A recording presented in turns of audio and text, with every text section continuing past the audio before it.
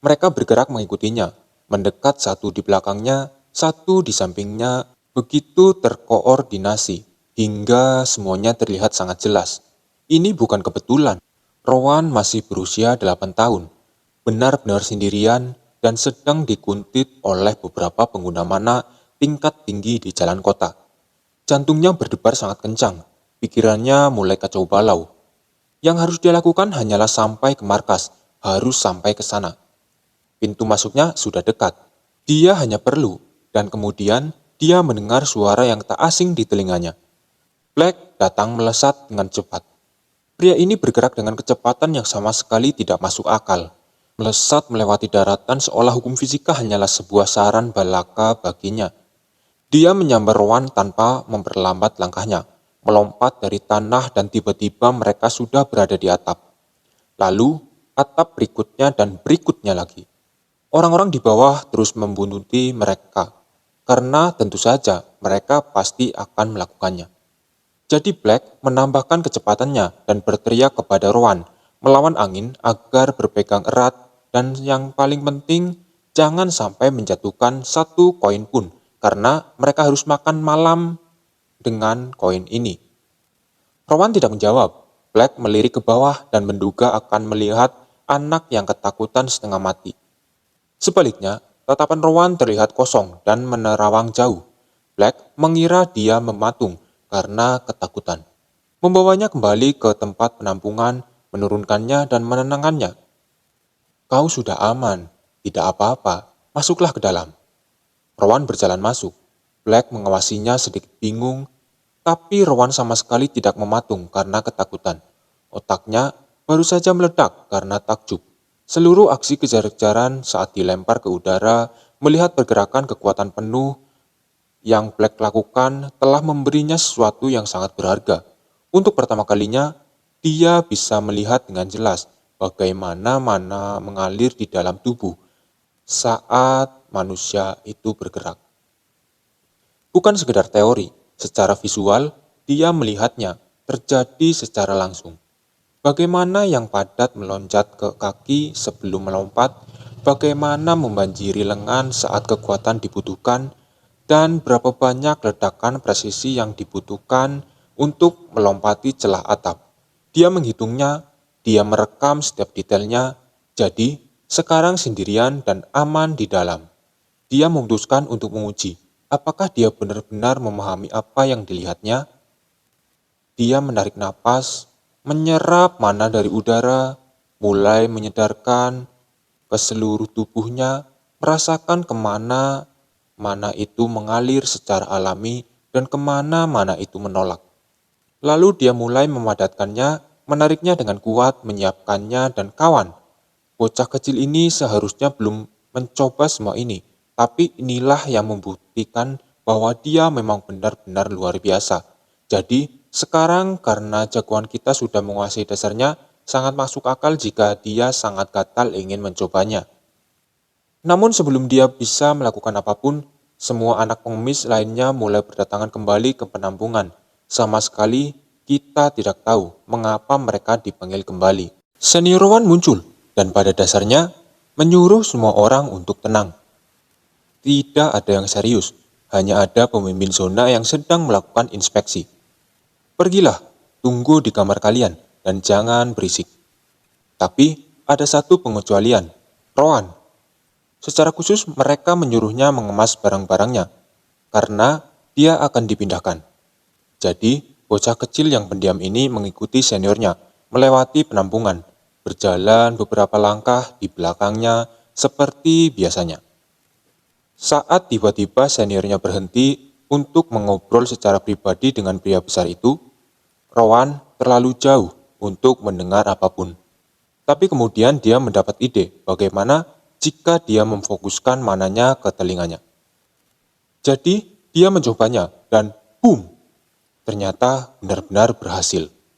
Suaranya terdengar sangat jernih dari seberang ruangan seolah dia baru saja memakai AirPods. Ternyata mereka sedang membicarakannya. Rupanya dia akan dipindahkan dari asrama ke bangunan utama. Bahkan seniornya sendiri tidak tahu alasannya. Tapi tebakan terbaiknya adalah direktur menyukai anak itu. Dan sejujurnya, apakah kau bisa menyalahkannya? Anak itu rupanya lumayan tampan untuk ukuran anak penampungan. Lagi pula setelah semua yang terjadi di zona 1 dengan orang-orang yang mencurigakan yang menguntit Rowan, masuk akal untuk menempatkannya di tempat yang lebih aman. Seniornya berpikir orang-orang itu mungkin berasal dari sesuatu yang disebut union. Kita belum tahu apa itu union, tapi dari cara mereka menyebutkannya, itu jelas hal yang sangat penting. Robert langsung menyadari hubungannya. Mereka adalah orang-orang yang mengikutinya tadi siang. Lalu pria besar itu memanggil Rowan, dan mereka masuk lebih dalam ke bangunan utama, sampai mereka bertemu dengan wanita bernama Ami, yang berdiri di meja paling depan. Pria besar itu pada dasarnya berkata, "Ini penanggung jawabmu sekarang, katakan halo." Lalu dia pun pergi. Keheningan yang canggung pun terjadi. Ami memecah keheningan dengan bertanya, "Berapa umurnya?" Rowan menjawab 10. Lalu dengan santainya dia juga berkata bahwa dia tidak bisa membaca atau menulis dan tidak pernah punya kesempatan untuk belajar. Ami sama sekali tidak terkejut. Dia berkata, "Ya, sudah kuduga dari anak asrama." Dia memberitahunya bahwa mulai besok dia akan mengajarinya semuanya. Jadi, dia bisa memanggilnya guru atau kakak jika sedang santai. Lalu dia menatapnya dengan seksama untuk pertama kalinya dan berkata, "Astaga, kau ternyata sangat tampan untuk ukuran anak asrama. Astaga, ini tidak adil." Kecil ini benar-benar memikat gadis-gadis cantik di mana-mana. Rowan tanpa merasa terganggu hanya bertanya, "Kenapa aku harus belajar membaca?" Ami sedikit kesal. Dia belum tahu alasan kenapa dia ada di sana. Tapi Ami tetap menjelaskannya. Acara membacakan buku pada dasarnya adalah temuan mewah yang terkadang diselenggarakan oleh penulis, kadang oleh bangsawan di mana seorang anak membaca keras-keras untuk kerumunan orang-orang penting. Ini adalah acara bergengsi di kalangan kelas atas. Dan kali ini, Rowan akan tampil di salah satu acara patron terbesar penampungan. Jika dia melakukan dengan baik, dia bahkan mungkin akan dipilih untuk acara baca privat. Dan acara baca privat itu pada dasarnya adalah jalan pintas untuk bisa diadopsi. Para sponsor memilih kesayangan mereka dengan cara itu. Tapi untuk anak yang benar-benar belum bisa membaca sama sekali sekarang, ya santai saja. Setelah diberi segudang informasi ini, Rowan cuma berdiri di sana tanpa reaksi sama sekali. Ami benar-benar bingung harus bagaimana menghadapi Rowan.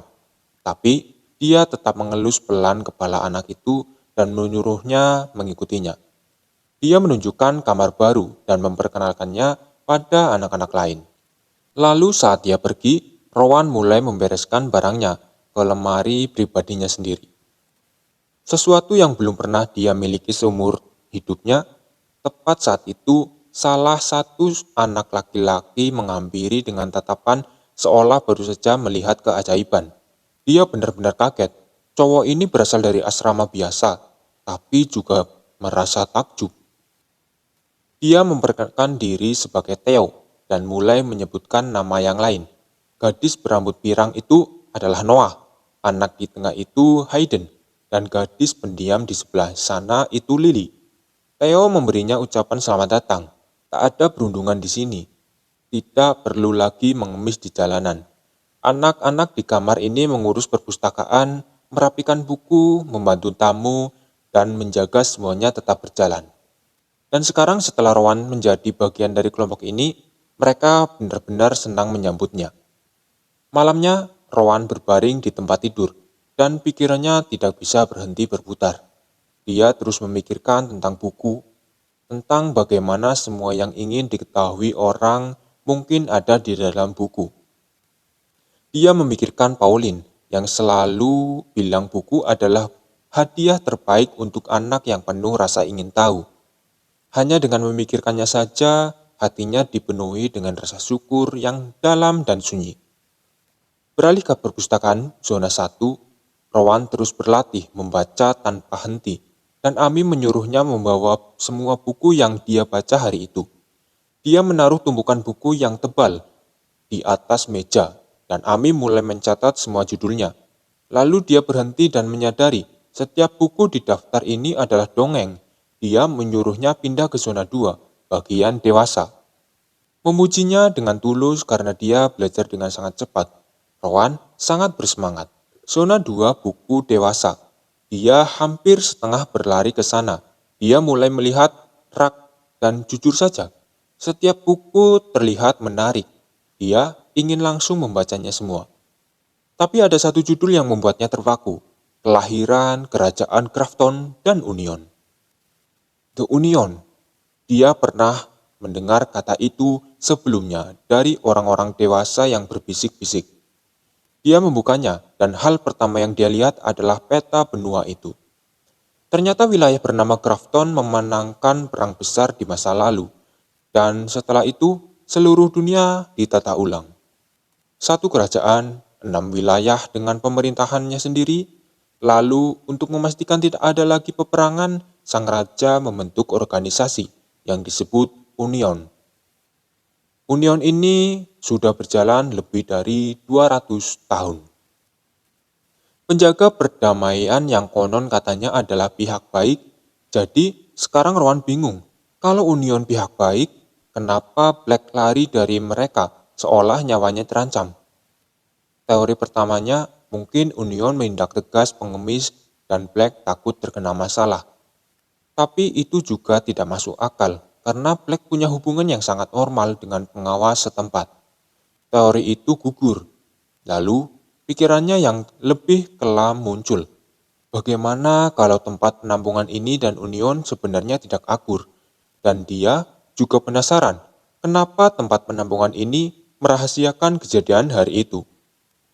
Beberapa hari pun berlalu, dan Rowan sebenarnya sudah beradaptasi dengan rutinitas barunya dengan cukup lancar. Rutinitasnya pada dasarnya adalah datang ke perpustakaan, melakukan sedikit bersih-bersih, dan diam-diam menggunakan mana agar semua pekerjaan fisiknya jadi lebih mudah. Nah, begini masalahnya. Waktu dia masih tinggal di jalanan, dia harus duduk diam tanpa bergerak, seolah bermeditasi mempertaruhkan nyawanya untuk bisa menggunakan mana. Tapi sekarang cowok ini dengan santainya mengalirkan mana sambil berjalan-jalan dan membaca pada saat yang sama. Itu perkembangan yang luar biasa. Satu-satunya masalah adalah mananya terus menyebar, bukannya berkumpul seperti seharusnya. Hal itu agak mengecalkan, tapi Rowan bukan tipe orang yang akan terlalu memikirkannya. Pelan-pelan saja, lalu suatu hari semua anak dikumpulkan di lorong utama.